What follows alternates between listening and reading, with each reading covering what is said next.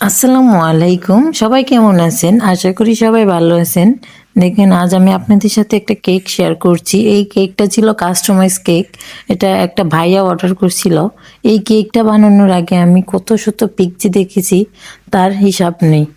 মেয়েরা cake order করলে মূলত অনেক ডিজাইন দেওয়া যায়, কিন্তু ছেলেরা যখন কেক অর্ডার দেয় কোনো ডিজাইন না দিয়ে, তখন অর্ডারের জন্য মাথার মধ্যে ঘুরতেই থাকে অনেকগুলা কেকের পিক।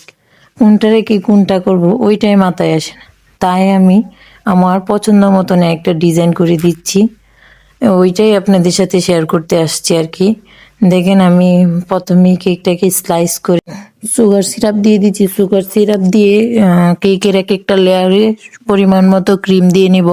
ক্রিম দিয়ে তারপরে এক একটা লেয়ারের উপর আরেকটা লেয়ার দিয়ে দিব।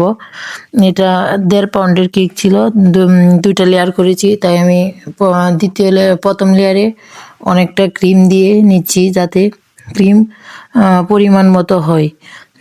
তো ক্রিম দেওয়া হয়ে গেলে আমি এটা অফ ক্যামেরায় ক্রাম পুটিং করে আধা ঘন্টার জন্য ফ্রিজে সেট হতে দিয়েছি। সেট করার পরে আমি সুন্দরভাবে ক্রিমটাকে ডেকোরেশন করে নিয়েছি।